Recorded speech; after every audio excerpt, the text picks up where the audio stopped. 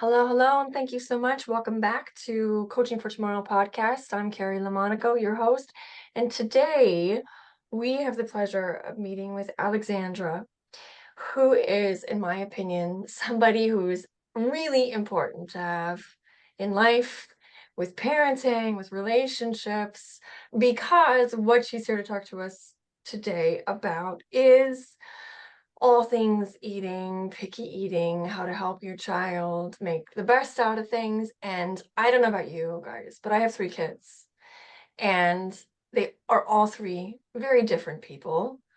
And it can be tumultuous and fun and easy and everything, like from A to Z on the spectrum of eating. And it changes with their stages and ages and days and months and all this stuff. So for me, the discrepancies of what my husband believes and what I believe can really have like a negative impact on our relationship. So I think today's topic is really important, and I'm so excited to have Alexandra on with us. So without further ado, hello, Alexandra. Hello, and thank you for having me. Thank you so much for being here. I'm so excited for this conversation. Just sitting and talking with you when we first had our conversation, I mean, I think my mouth dropped open probably 3 or 4 times over the things that you were telling me. And now that I follow you on Instagram, like you just, first of all, you make the cutest reels. And second of all, the information is like really tangible and applicable and spot on. And I love that. Even for like my almost 8-year-old. I mean, it's not even just for babies or just for toddlers. Like I use this stuff on my 8-year-old, almost 8-year-old. So it's very important to say almost 8-year-old because he's past 7.5. It's very important. Okay, so Alexandra, if you could please share with us all your journey on who you are and how you got to be in this journey, in this career that you chose to be in. Like I was introduced so nicely, my name is Alexandra Clan, and I'm the owner of Bite Size Consulting. So I help parents of picky eaters go from feeling panicked about their child's lack of variety and food intake to feeling empowered that they can turn their picky eater into a food explorer. Um, so I started this journey. I got into occupational therapy. I'm an occupational therapy practitioner and feeding therapist. I use a coaching model to work with families now. So it's not occupational therapy right now, but that is my background. In college, on undergrad, I started working with children with autism and doing occupational therapy with this little boy, and his family changed the whole trajectory of my life. I was doing a lot of sensory movements with him to kind of get him regulated before their dinner time at their house. And unbeknownst to me, the mother was like, "Oh, did you know that what you're doing is occupational therapy?" And I had no idea. And so I got into the world of occupational therapy. That led me to working in clinics, outpatient clinics for the past 10 years, and sharpening my skills in feeding therapy, and really just loving connecting with the children and using their interest to just spark that joy that they didn't have with food. It's so impactful having a parent who's like, "Oh, my child won't touch bread," or be in the same room with bread. And then after our session, the child is making silly faces with food and bread and picking it up and tearing it apart and bringing it close to its face, and like their jaws drop. Um, from working with all of the children over the years, I've found that there's a huge gap between the therapy at the clinic and the carryover at home with the parents. So that's what my Bite Size Consulting company is going to do, is to bridge that gap, give the parents more resources to feel empowered that they can carry over these tasks at home and help their child become more confident. Um, in the clinic, you only see the child for like 30 or 45 minutes a week, once a week. So really just having that carryover at home in your child's like natural environment where you have the routines and everything is just so, so impactful. And I just want to give parents the feeling that they know that they have that impact and that they can make those positive changes with their children at home. Yeah, I love that because you know what I'm hearing you say is that when you have the kids, you're with them and the parents are maybe sitting in the lobby or maybe the parents are even in there because I know my daughter, she was in speech and I would let her choose if I went back with her or not. And so I could see the things, but I didn't understand the thought behind the exercises being implemented. I didn't know what that was engaging her to do, what it was bringing her to do. And for me and my husband, if we were to say, you know, how would you teach your kids to eat, or how do you deal with your kids not eating, or saying that they don't like the texture of something or the consistency of something, we would go off of our upbringing typically, which is, you know, a lot of bribing and a lot of demanding, right? Like nobody gets up from the table until dinner's done, clean your plate, oh, there's starving kids in China, like these messages that we receive when we're kids. Um, and even like as adults, we have transitioned into healthier eating habits. And so like my husband says, like if you have the things on your plate, you eat the healthiest thing first. And then you continue on. It's like you eat all your veggies first, then your meat. And then if you have like a little bit of carbs, you save that to the end.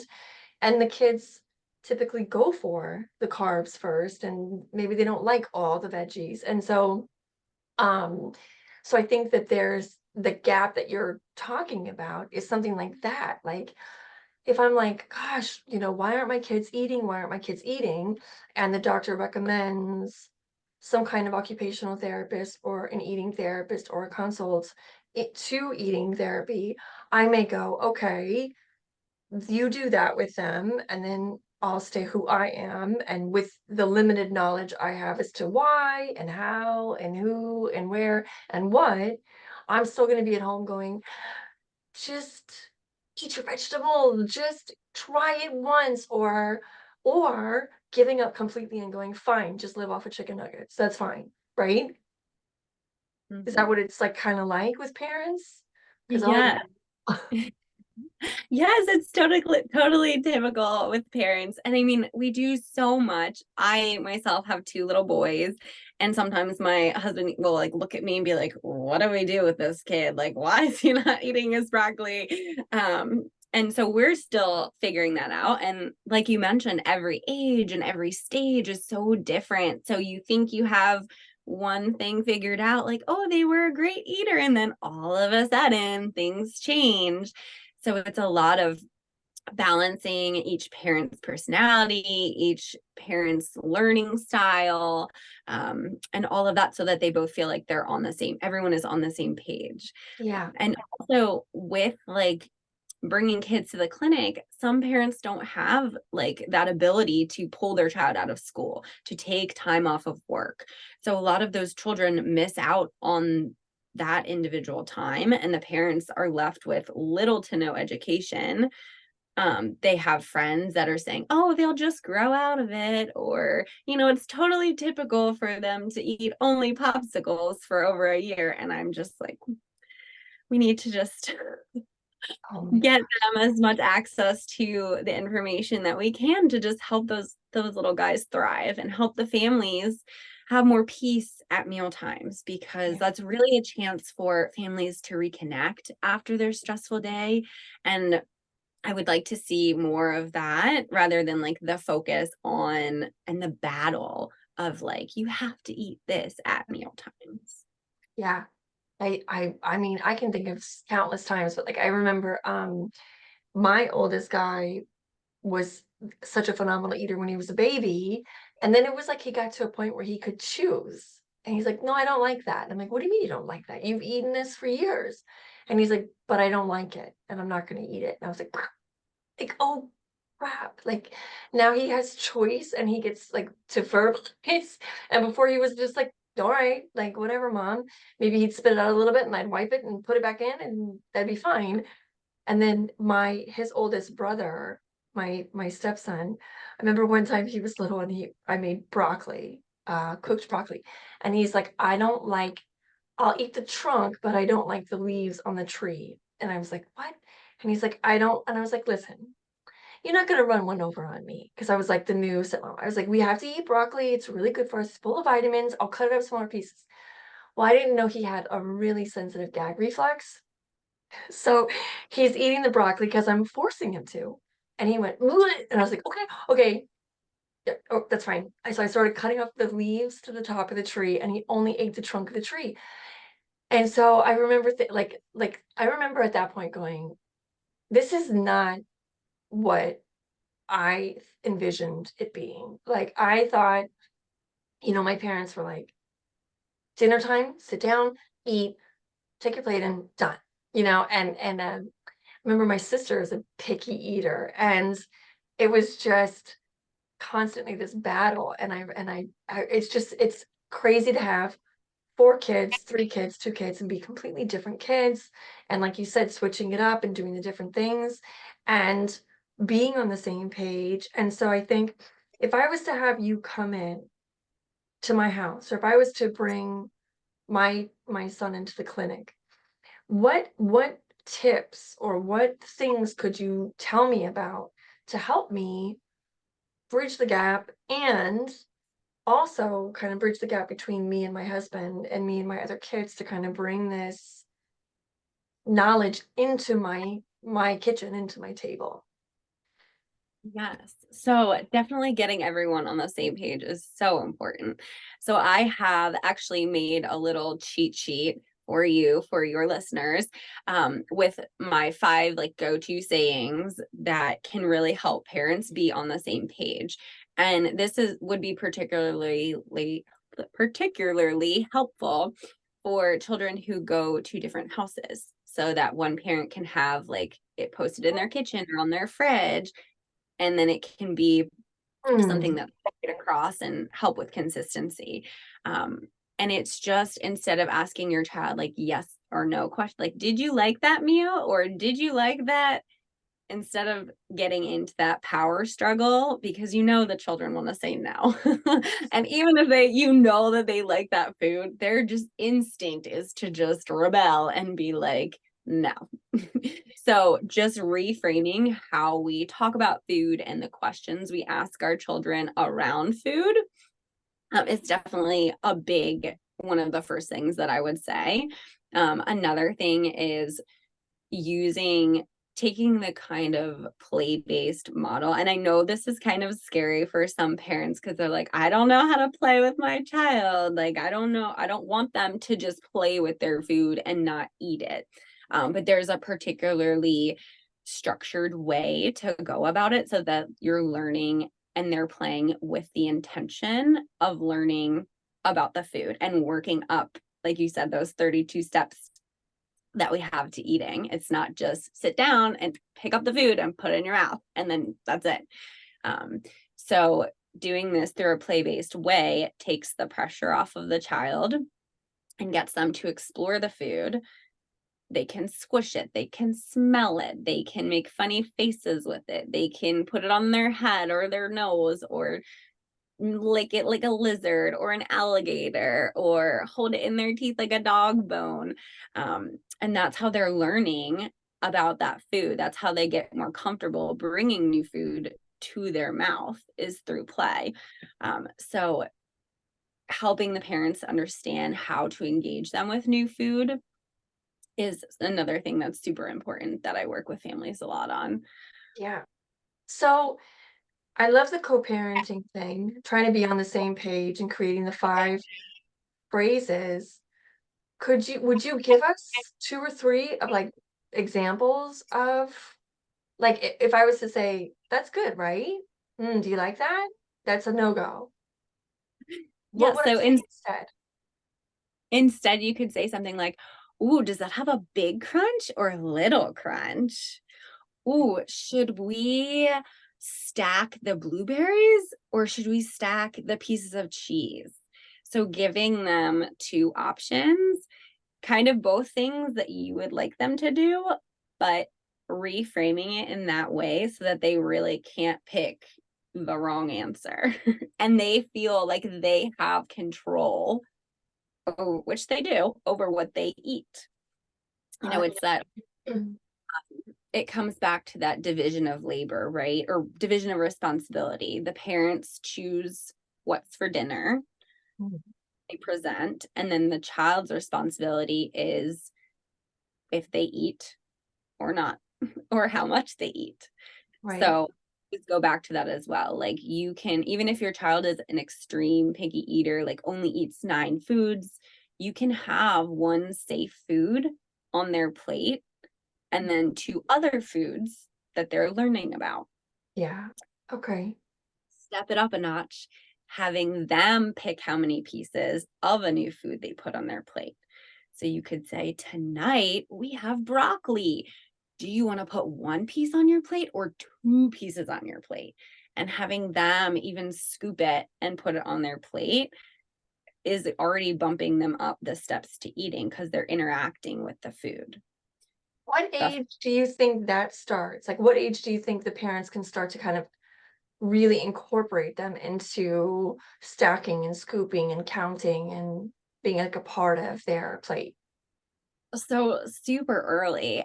Usually when infants start solids, I love actually when children are breastfeeding from infancy or bottle feeding, they're already starting that bond with the caregiver who's giving them the bottle. And they're starting to understand, obviously, it's subconsciously for an infant, but they're already understanding, like, oh, I feel comfortable and soothed with this caregiver and eating. Now, for some children, that's not the case because they have reflux, or so they're already getting like a negative association. But when children start solids, you can sit with them. You can say, "Ooh, that has a big smell," or "That's a red," and just have that happy Mhm. affect with them. And sharing that time starts to build on that relationship. That would be like six months around when they start solids, assuming, some children wait a little bit longer if they are not showing signs of readiness. Um, and then around like 12 or so months when they start to have more solids, or different variety of solids, you could start doing the modeling, sitting with them and eating the same food. And then around like 13, 15 months, you can start, depending on what their play schools are like, Right. you can stack it up and they could knock it over or they could reach for it. 18 months, you could do the stacking. It kind of just depends. Every child is so different, but Right. sitting and connecting with your child at meal times and making it an enjoyable thing as early on is like super important. Wow, I could talk to you for hours about this. I find it so interesting because I think that it's like a it's like a fountain of knowledge that like just didn't know about. It's crazy. You say the acid reflux, and like I think of my middle guy, actually, who's my picky eater. He spit up all the time when he was an infant, all the time. And he was reluctant to latch, and he's my only one that I had to go to like nursing, I call it nursing school, lactation consulting with. But and I switched everything. There was like no spicy foods, no whatever. But he's come a long way. But yeah, so what we typically do in my house is just try it, lick it, smell it, but just put it up to your, and then like just touch it to your tongue first. And then that's if that's all I can get him to do, and my little one too. She's a good eater, but some things she's like, no, not, I don't even know what that is. It looks funky. I'm not gonna try. So I'm like, just lick it, try it, and then that's all I ask. So it's interesting that correlation of like that negative connotation of the spitting up kind of correlates, like it just stays with him till today, maybe. Um, so the 32 steps to eating really blew my mind.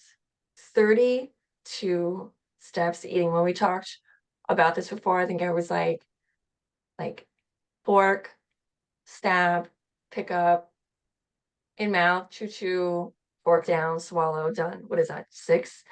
how is there 32 steps to eating? Yes. So Good. if you're jumping right to some of them you're missing, they start at being in the same room as the food. I've worked with some children that could not be in the same room because of their anxiety around what it looked like, or that this particular child could Mm. not be in this room as blueberries. And he also had autism. And sometimes what we see is that children who are neurodiverse or have extreme sensory sensitivities sometimes have even more steps to eating. Like they might even have like 60 that they need to go through and really be broken down when they're learning about a new food, or repeating steps for every single food. But a child who is a piggy eater is gonna probably have to go through 25 to 32 of those steps to learn about a new food. It might not be as extreme as being in the same room. It might just be anything close to the face. They might have difficulty moving the food in their mouth, and that really has to be broken down step by step and positively reinforced by the parents. So a lot of that education of like what actually happens when you bite food, like it changes Mm. the whole sensory aspect of it, every crunch, where the food is moving, what the tongue is doing, how your body's held up. Like even when you chew, we things we don't even think about. When we chew, our jaw rotates. That throws off your whole body's balance. And all of that is recalibrating without us even knowing. So for a child who has difficulty with, you know, muscle tone or strength, it's going to be particularly challenging for them. And that might not even be something that's like on our radar, but it's going on in their body. So, yes. But back to your question, there are 32 steps to eating, from being in the same room as the food to being across the table, in the middle of the table, outside their space, onto their plate, touching it. I mean, I'm jumping steps here, but touching it with one finger, two fingers, picking it up, and then bringing it close to their face, on their head, nose, tongue, mouth, everything. I mean, even like biting it and spitting it and then chewing it like two times and then spitting it. It might just, that might be where, you know, your child is that you have to work on. So that's like another important aspect, is communicating it through your family and your team. I call it team of like caregivers. If the child's going to the grandmother's house or the dad's house or the other mom's house, like having them all understanding like this is where he seems to be stuck, where it's okay if he chews it and spits it out a few times, he's still learning about that food. We're going to break it down and praise him for what he decides to do and how he learns about that food, and maybe next time he decides to do something different with the food. Yeah, I love that. And I think you had mentioned that, like the cheat sheet. I think that's really great to take over to people or leave with the caregivers, the team, like you call it, because I think it's one thing to like say, um, you know, I choose as a mom, I choose not to give my kids sugar. So just don't feed them sugar. And people just like love to give the kids sugar. They just love it. And so they think, oh, she's just not being fun. She's not being a fun mom. As grandma or aunt or friend or whatever, I'm gonna give them sugar and like be that fun person in their life. But I think if you were to say like I'm working with an occupational therapy assistant, consultation, consulting us through the process of why he or she's not where we want them to be or where they should be with their eating scale of 1 to 10 and whatever. And so what we're learning is XYZ. So could you please assist us in helping this occupational therapist to maximize, right? Like we want to help this child maximize. And so but one of my questions is, if you're a parent who is worried that your kid is malnourished, they're not getting the nutrients they need, and you're telling me to let them play, let them bite, spit it out, stack it up. I'm asking the questions, but I'm worried. What what can help me? Because then I'm in an anxious state, or my husband's in an anxious state, and we're worried about it, and we are in a hurry. We need this to hurry up because in our minds, he or she needs to be eating 3 square meals a day. We're in the vegetable and fruit pyramid. We're all about the milk and the whole milk, and we're protein based, and we're really worried. What do you tell me? How do you help me and my husband or my husband calm down or deal with that?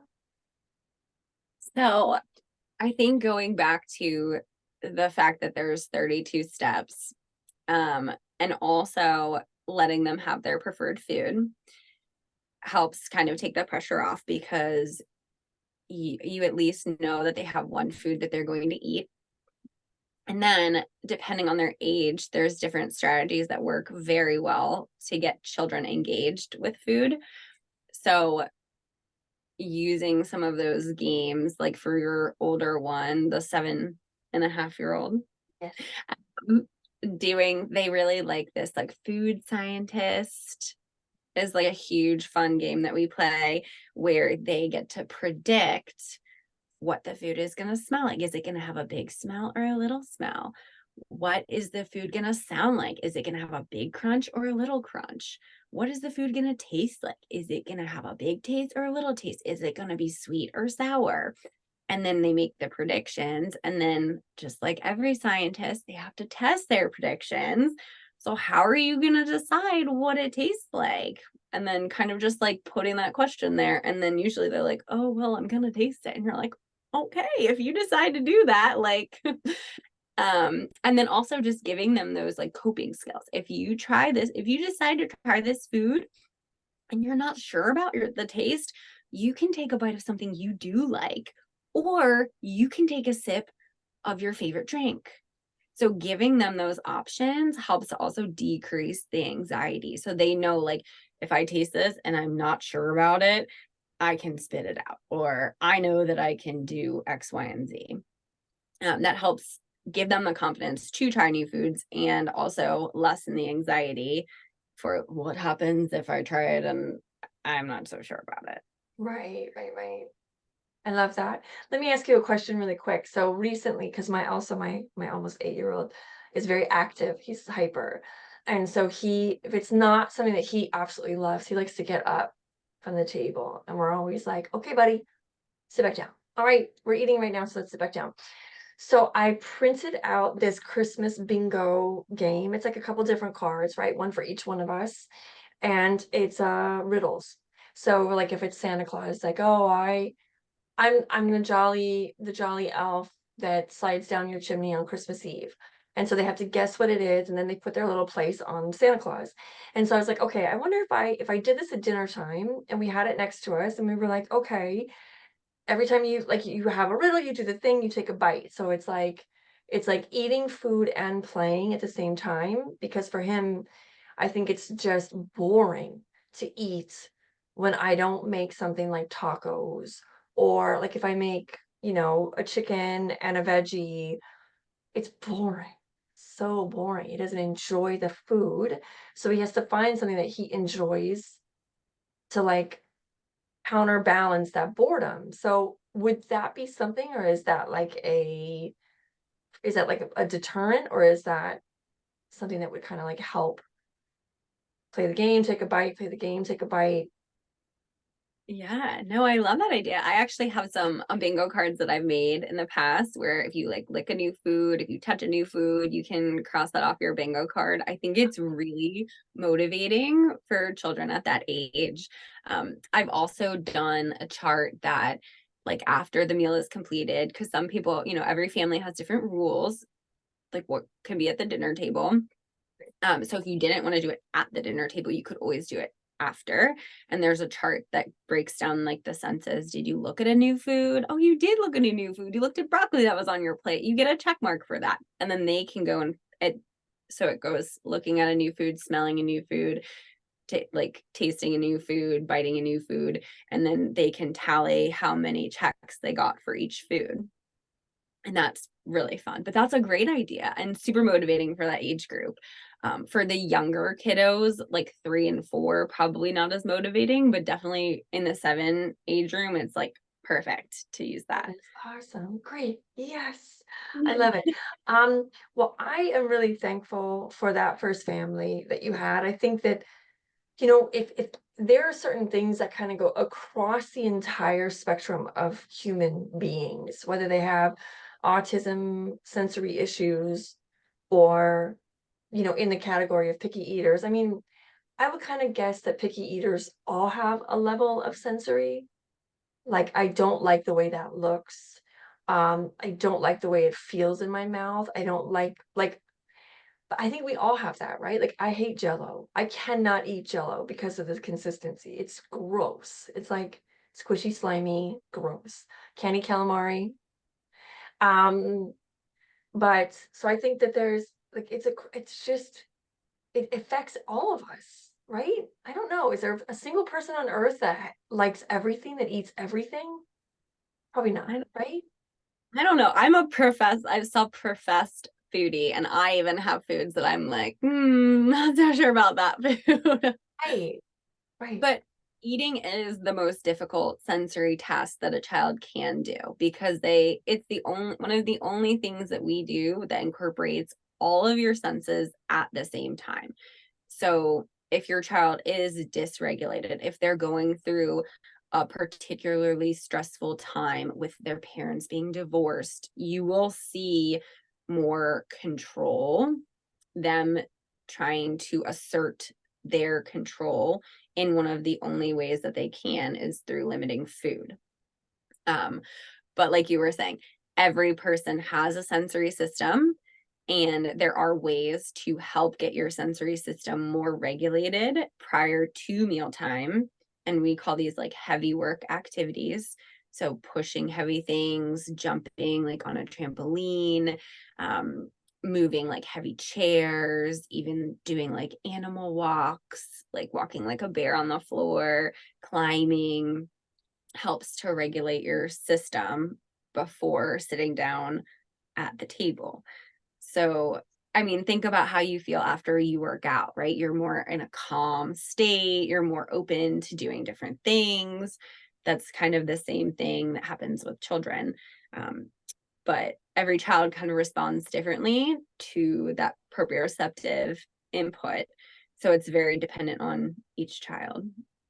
But that definitely helps children stay in their chairs and be open to feeling different sensory inputs and, working through challenges that are happening in the family or even different times of the year.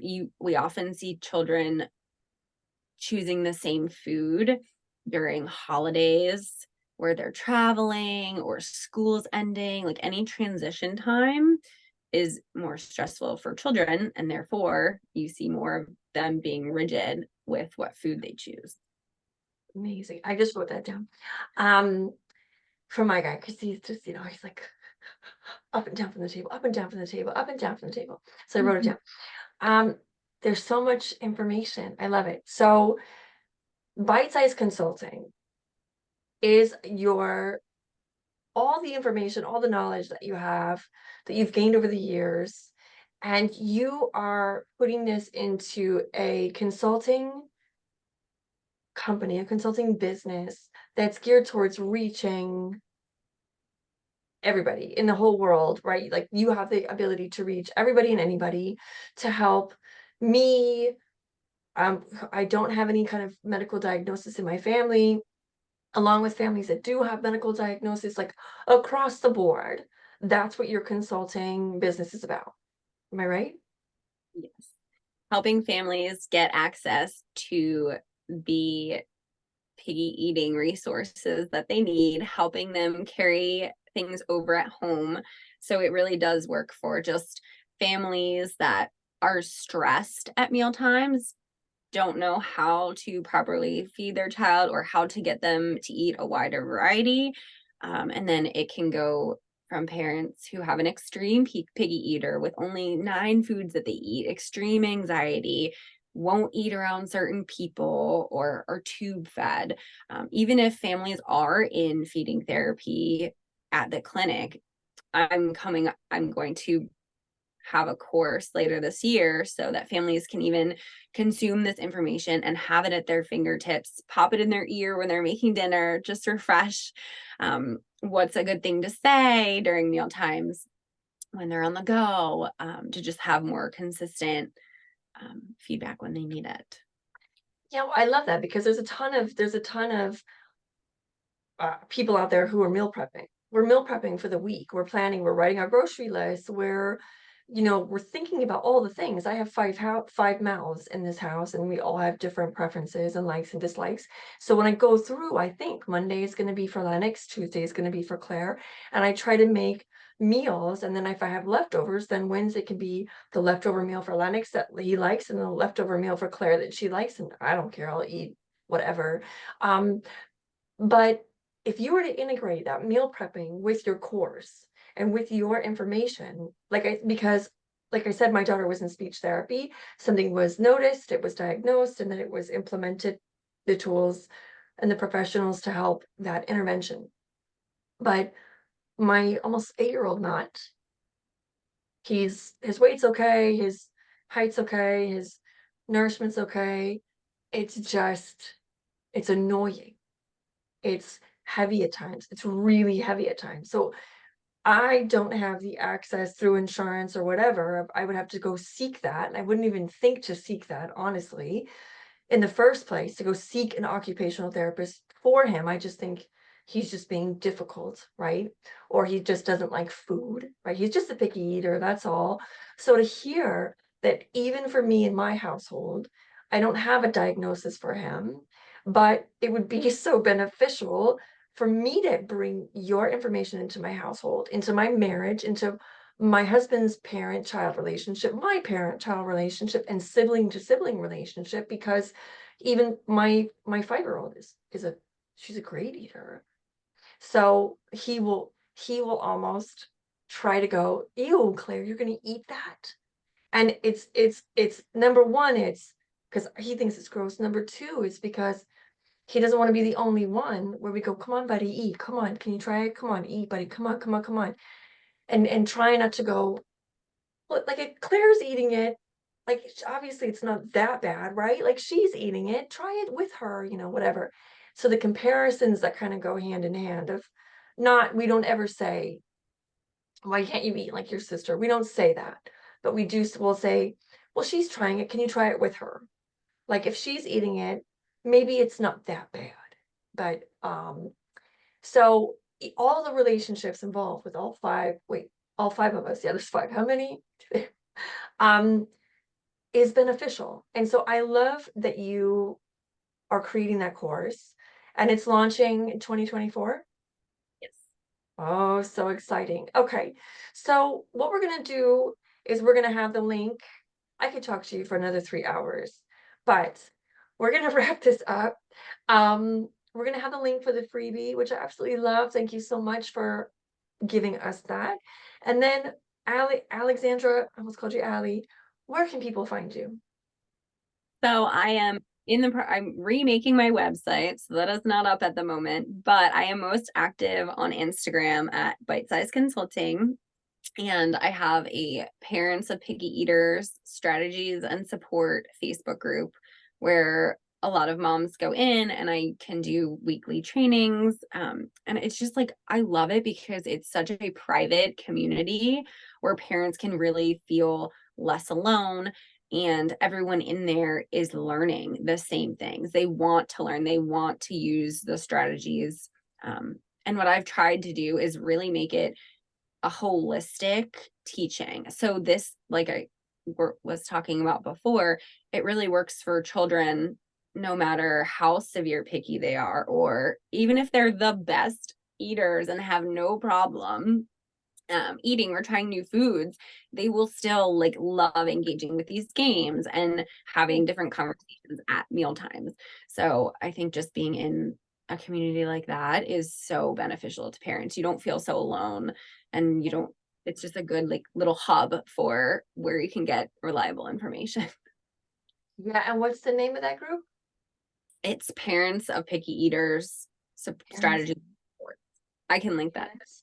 Okay, yeah, we'll link everything in the podcast. We'll link the Bite Size Consulting on Instagram, the Facebook group, email address, and then Yes. whenever you release the courses and the website, you're gonna post that on your social media so they can catch up with that there. Um, it is one of the number one things that I recommend to all my couples is support groups. Finding your support groups and knowing that they're gonna change as your life transitions and changes. Like, so when you have teenagers, go find the moms and the dads who have the teenagers, that have this, the boys, the girls, because you wonder so much. And it's so small, your education is so small and limited, and the worry is so huge when you know what I mean? When your knowledge is small, your worry is huge. When your knowledge is huge, your worries can shrink. And so you feel almost a sense of normalcy when you get into these support groups and you go, oh my God, there's every person in here that's struggling. Maybe they're not struggling with the same eating thing or sensory thing or age thing, but we're all in here going, I'm seeking support, I'm seeking knowledge for my children to be a better parent, to help them. So in that sense, we're all in the support group of that particular thing. And then you find within that smaller little support systems with the same age, with the same, like, oh, mine hates blueberries too. And oh, I tried that too. And it worked for me too. And I'm really struggling with this too. And we can both relate on that. And that's such a relief. It's just such a relief. Um, so I love that. I love everything you do.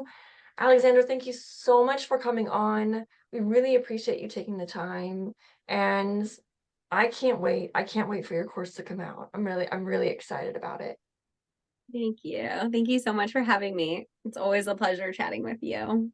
Thank you so much. Same here. Thank you everybody for joining us on Coaching for Tomorrow's podcast today. Head on over to Bite Size Consulting on Instagram and click on the freebies once we get it all linked up down below. And hey, have a great dinner time, lunchtime today using Alexandra's tips and tricks, right? Thank you so much. Bye.